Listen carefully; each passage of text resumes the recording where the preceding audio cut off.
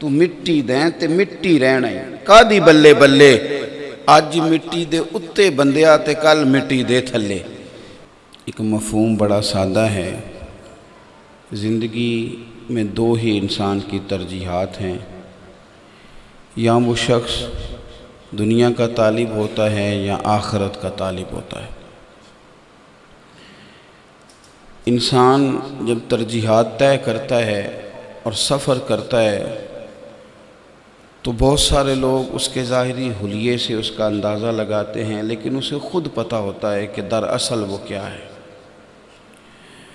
وہ اگر تو طلب دنیا کے لیے چلتا ہے تو پھر اسے بہت سارے دکھلاوے، بہت ساری ریاکاریاں، بلکہ بہت ساری اداکاریاں کرنی پڑتی ہیں، اور غیر مطمئن بھی رہتا ہے، اور روز بروز اسے ایک نیا روپ دھار کے میدان میں آنا پڑتا ہے۔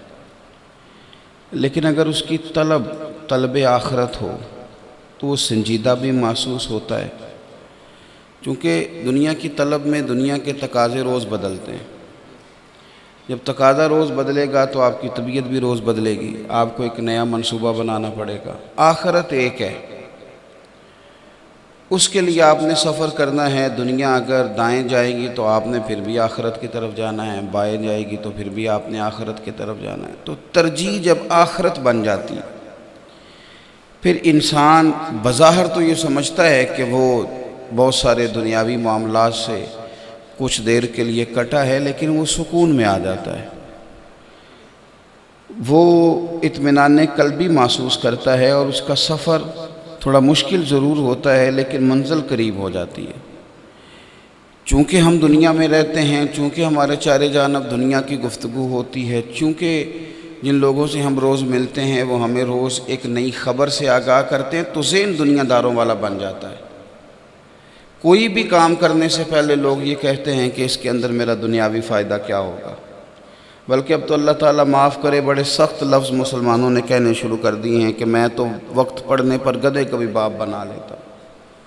دنیا داری میں جب لوگ اخلاقی اقدار اتنی ضائع کر جائیں کہ وہ کہیں کہ مجھے تو اپنا کام نکالنا ہے، دنیا سیدھی کرنی ہے، چاہے وہ جس طرح بھی کرنی ہو، تو پھر انسان کے سینے میں دھڑکنے والا دل سخت ہو جاتا ہے۔ پھر وہ محسوس کرتا ہے کہ اس کا اپنوں سے بھی تعلق دنیا داری کا ہے۔ پھر ہم نے یہ دیکھا ہے کہ باپ بھی یہ کہہ رہا ہوتا ہے کہ بچوں سے ادب کرانے کے لیے مالدار ہونا ضروری ہے، ورنہ بچے بھی کہتے ہیں کہ ابا جی دیکھیں نا فلاں کا ابا اس نے کام کیا تھا ڈھاب کا، تو وہ کہاں پہنچ گیا ہے، اور آپ نے کوئی توجہ ہی نہیں کی۔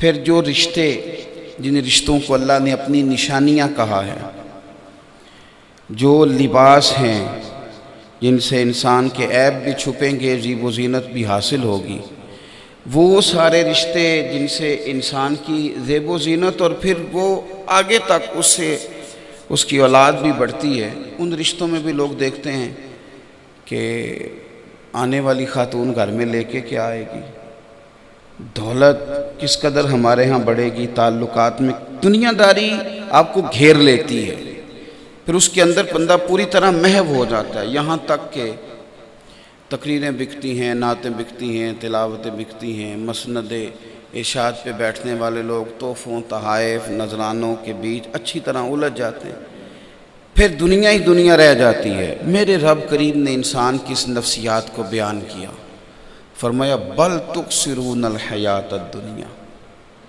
فرمایا تم ترجیح دیتے ہو دنیا کی زندگی کو، ترجیح تمہاری دنیا بن گئی ہے، لیکن فرمایا والآخرۃ خیر وابقی، آخرت تمہارے لیے بہتر بھی ہے اور ہمیشہ باقی رہنے والی بھی ہے۔ یہ بہتر ہے تمہارے لیے بہتر ہے اور باقی رہنے والی بھی ہے۔ اللہ کے پیارے حبیب صلی اللہ تعالیٰ علیہ وسلم نا جو سوچ ہمیں دیتے تھے نا، اس میں ایک بڑا باریک سا فرق ہے جو سمجھنے والا ہے۔ رہبانیت سے حضور نے منع کر دیا، حقوق چھوڑ کے بھاگنے والے انسان کو پسند نہیں کیا، یعنی ایک آدمی جنگل میں چلا جائے، بال بچے چھوڑ جائے، اس کو پسند ہی نہیں کیا، سرے سے اس کی نفی کر دی۔ بیچ رہو، لوگوں کے حقوق ادا کرو، اس کا حکم ارشاد فرما دیا۔ بلکہ دنیا کے اندر اگر کسی نے حقوق کا تعین کر کے، آج تو بڑی بڑی حقوق کی تنظیمیں ہیں لیکن بیچاروں کے پاس کوئی دستور ہی نہیں، تعین کر کے ہر شخص کے حقوق، حتیٰ کہ رستوں کے حقوق بھی حضور نے بیان کر دیے، جانوروں کے حقوق بھی بیان کر دیے۔ یہ سارا تعین کر کے رہبانیت سے روک کر، اس کے باوجود جو سوچ دی وہ کیا ہے کہ رسول کریم صلی اللہ علیہ وسلم کی پیاری زوجہ سیدہ عائشہ صدیقہ رضی اللہ تعالیٰ عنہا سے کسی نے پوچھا کہ اماں جی مہینہ مہینہ ہی روٹی نہ پکنا، یعنی عجیب بات ہے نا کہ چولہا ہی نہ جلے مہینہ مہینہ۔ ہمارے ہاں لوگ بطور تنقید بعض اوقات دیہاتوں میں کہا کرتے تھے، جب مٹی کے چولہے ہوتے تھے نا گھروں میں، تو کہتے تھے کہ تم تو اتنے غریب ہو کہ چولہے میں گھاس ہو گئی ہے تمہارے میں، تم کھانا ہی نہیں پکاتے، تم توجہ ہی نہیں کرتے، اور مہینہ مہینہ چولہا نہ جلنا۔ میں نے کہا رہبانیت سے روک دیا، اس باریک فرق کو سمجھنا ہے۔ یہ نہیں کہا کہ کام پہ نہ جاؤ، ہاتھ پھیلانے کو ناپسند کیا، لیکن جو سوچ اور جو فکر دی وہ سمجھنے والی ہے۔ اللہ کے رسول صلی اللہ علیہ وسلم کی پیاری زوجہ ام المومنین سیدنا عائشہ صدیقہ رضی اللہ تعالیٰ عنہا سے پوچھا گیا کہ اماں جی مہینہ مہینہ ہی چولہا نہیں جلتا تھا، تو حضرت عائشہ صدیقہ فرمانے لگی ایسا تو نہیں تھا کہ ہمارے پاس مال نہیں آتا تھا، ایسا تو نہیں تھا کہ گھر میں کچھ آتا نہیں تھا، بلکہ فرمایا جب آیا کرتا تھا تو اللہ کے رسول اسے بانٹ دیا کرتے۔ خود حضور نے زہد والی زندگی کو پسند کیا، دعا مانگی اللہ تعالیٰ سے کہ یا اللہ میری اولاد کو ایک وقت کھانا دینا، ایک وقت کی بھوک دینا، بقدر کفایت روزی دینا۔ رہبانیت سے روک دیا لیکن دنیا دار ہونے سے بھی منع کیا کہ انسان کی ترجیح ہر وقت پیسہ بن جائے، وہ کسی سے سلام لے تو پہلے غور کرے مجھے ملے گا کیا۔ اچھا جی، تو پھر ہمارا دل کرتا تھا آرام کرنے کو، اچھے گھر میں رہنے کو، بڑے کمرے میں رہنے کو، بہت بڑا لان ہو ہمارا، اس کے آگے گاڑی بھی ایک خوبصورت کھڑی ہو، شستہ قسم کے ہمارے بستر ہو، تو یہ ساری چیزیں۔ تو قریب نے فرمایا تھوڑی سی تمہاری زندگی ہے، اسے گزار لو نا، پھر جنت میں رب نے تمہارے لیے وہ نعمتیں تیار کی ہیں نہ کسی آنکھ نے دیکھی نہ کسی کان نے سنی، اور فرمایا تمہارے دل پر خیال بھی نہیں گزرا ہوگا کہ اللہ یہ چیزیں ہمیں عطا فرمائے گا، یہ چیزیں اللہ ہمیں دے گا۔ من چاہی چیزیں تمہیں جنت میں ملیں گی، تم اپنی ترجیح اپنی آخرت کو بناؤ ترجیح۔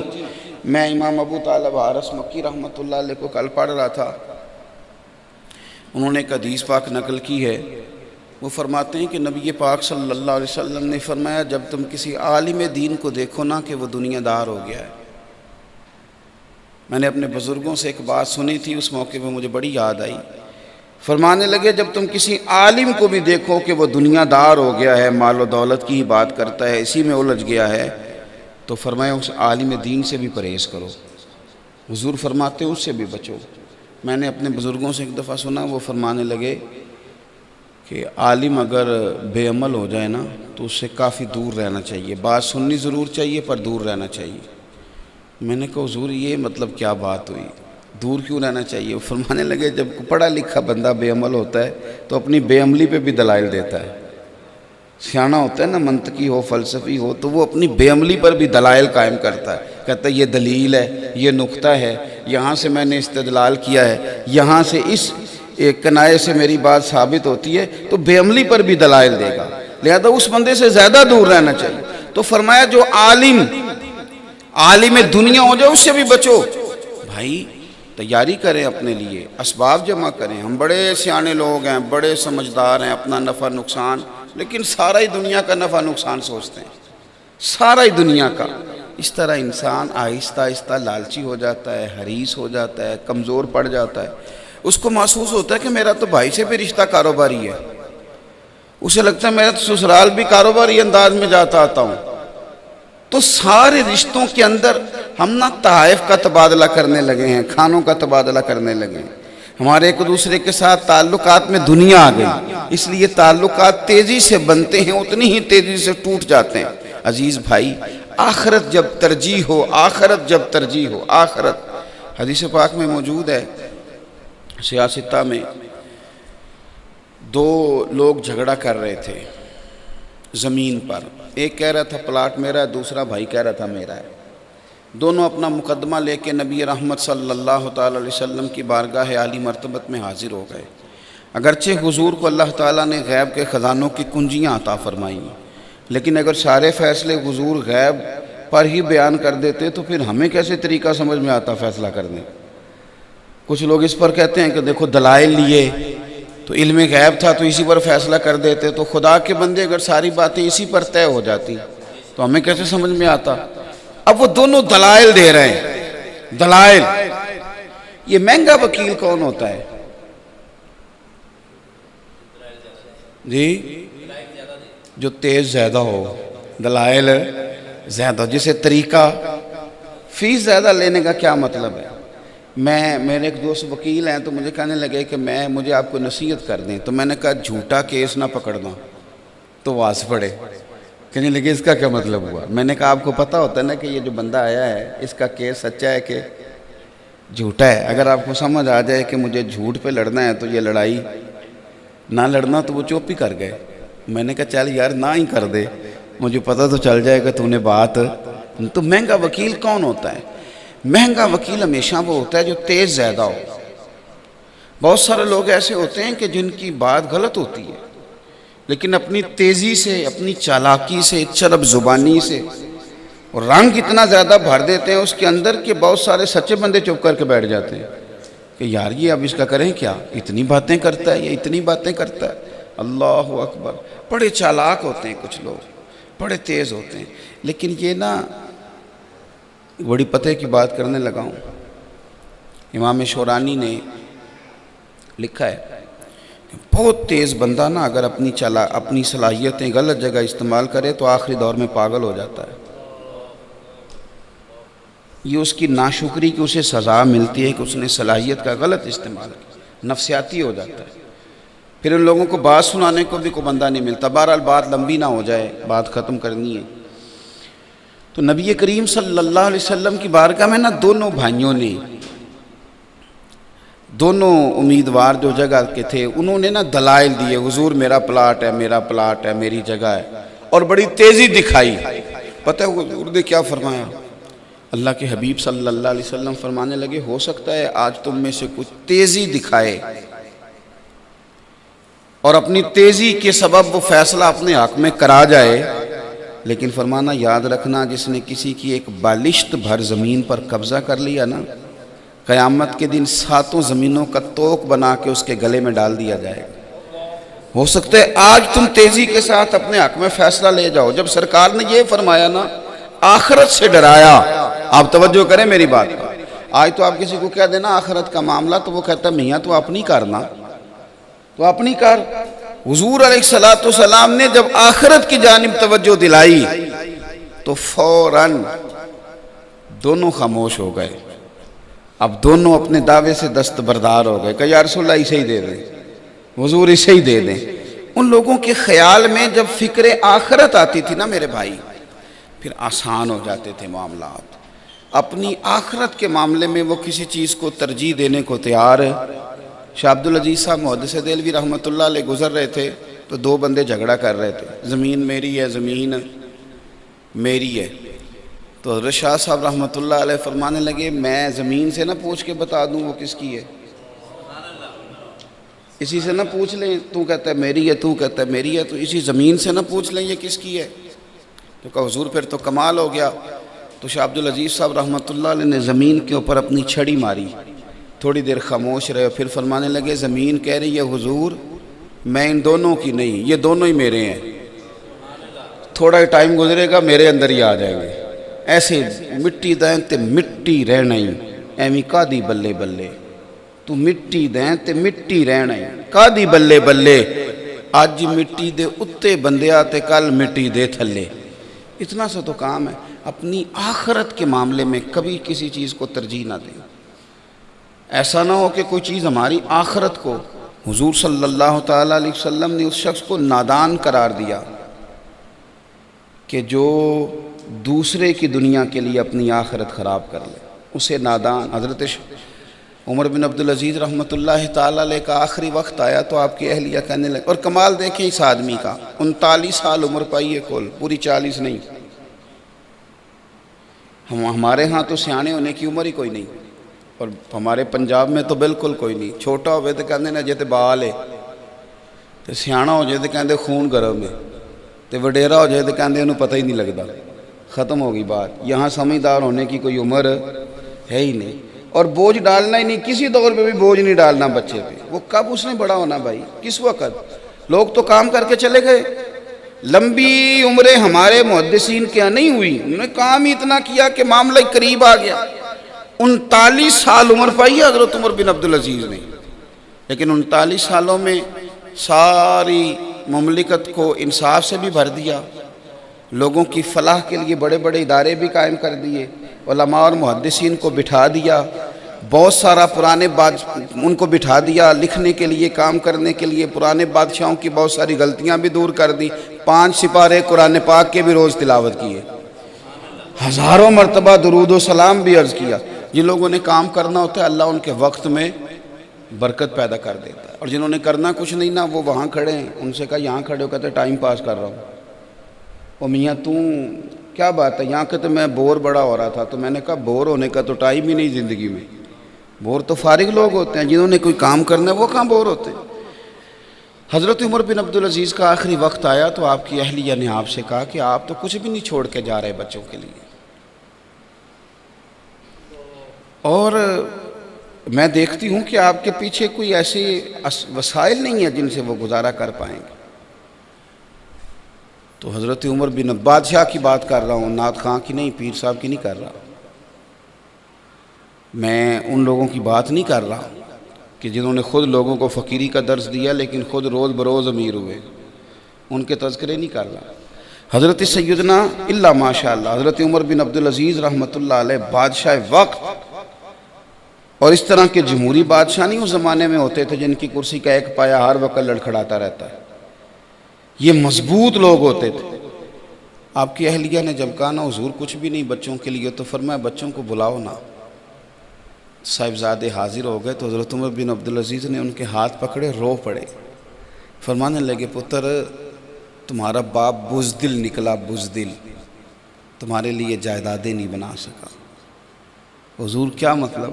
آپ فرمانے لگے اگر میں دلیر ہوتا نا، دوزخ سے نہ ڈرتا، تو بڑا کچھ جمع کرتا تمہارے لیے، بڑا کچھ بنا جاتا، لیکن میں بزدل تھا، میں دوزخ کی آگ سے ڈر گیا، میں اپنی آخرت خراب نہیں کر سکا، اس لیے میں تمہارے لیے کچھ نہیں بنا سکا. تو صاحبزادے بیک زبان کہنے لگے ابا جی پرانے بادشاہوں کی اولادیں بھی گزرتی ہیں، تو لوگ طنز کے ساتھ انگلیاں اٹھاتے ہیں. ہم اس باپ کی اولاد ہیں کہ جس گلی سے گزرتے ہیں لوگ ہمیں بھی دعا دیتے ہیں، ہمارے باپ کو بھی دعا دیتے ہیں. آپ کی آخرت کا ترجیح دینا، آپ کا آخرت کو ترجیح دینا ہمیں باوقار کر گیا ہے. اپنی ترجیح اپنی آخرت کو بنائیں، آخرت کے معاملات میں کبھی بھی کوئی چیز سامنے نہ آئے. کچھ لوگ ایسے ہیں جو ماشاءاللہ سمجھدار ہیں، معاملہ فہم ہے، وہ سمجھتے ہیں کہ میں اگر اس طرح چلوں گا تو میری دنیا کے معاملات میں بھی مجھے اللہ تعالیٰ آسانی دے گا اور آخرت کا میرا معاملہ بھی ٹھیک ہوگا. لیکن وہ لوگ فیصلہ نہیں کر پاتے کہ میں دنیا دار ہوں کہ دین دار ہوں، فیصلہ نہیں کر پاتے. اپنی زندگی میں یہ فیصلہ کریں کہ بس جو کام کرنا ہے وہ آخرت کے لیے کرنا ہے، فیصلہ کریں. ہمیں سارا پتہ ہے، اور اللہ کے فضل سے روز گفتگو ہوتی ہے کہ فلاں جنازہ ہو گیا، فلاں جگہ فلاں آدمی. وہ حضرت داؤد طائی سے ہارون رشید نے کہا کو نصیحت کر دیں، تو آپ فرمانے لگے تیرا ابا کہاں ہے؟ میں کہا قبرستان میں. تو دادا قبرستان میں؟ تیرا ایک بھائی بھی تھا. کہا حضور وہ بھی قبرستان میں. تیرا ایک بیٹا تھا. حضرت وہ بھی اللہ کی قدرت سے، اس کی حکمت کے فیصلوں سے اللہ کی بارگاہ میں حاضر ہو گیا. تو فرمانے لگے جس نے اتنے جنازے پڑھے ہوں میں اسے کیا نصیحت کروں. آپ کو سمجھ جانا چاہیے کہ اگر وہ سب لوگ چلے گئے تو پھر ہم نے بھی چلے جانا ہے. او پئیاں دس دیاں قبراں جنہاں تے پھول پئے، ادھروں کوئی بھی نہیں آمدہ تے ادھروں لکھاں گئے. کوشش کریں ترجیحی بنیادوں پر اپنی آخرت کے لیے. آج صبح اگر 4:30 فجر کی جماعت ہوئی تھی تو 11:30 ہونے کو ہیں. ان گھنٹوں میں کیا کوئی 5 منٹ ایسے ہیں کہ جو ذخیرہ بن گیا ہو ہماری آخرت کا؟ کچھ تلاوت قرآن کسی کونے میں، کچھ اٹھتے ہی اللہ کا ذکر، کچھ تسبیحات، کوئی ایسا کام۔ دن کا آدھا حصہ گزرنے کو ہے، تو جو باقی بچا ہے اسے بھی ضائع نہیں کرنا۔ کوشش کریں اپنی آخرت کے لیے کچھ نہ کچھ روز جمع کریں، روز جمع کریں، روز۔ ہم اپنی آمدن اور خرچ کا حساب روز نکالتے ہیں، اور جن دنوں خرچ بڑھ جائے اور پیسے نہ آئیں ان دنوں ہمارے گھر میں آوازیں بھی بلند ہوتی ہیں کہ خرچہ کم کرو، پیسے نہیں آ رہے۔ تو اسی بنیاد پر اگر تھوڑی توجہ اپنی آخرت کو دیں گے تو یہ ہم اپنے ساتھ بھلا کریں گے، یہ ہم اپنے ساتھ بھلا کریں گے۔ اللہ تبارک و تعالی سمجھنے کی توفیق عطا کرے۔ آخر دعوانا الحمدللہ رب العالمین۔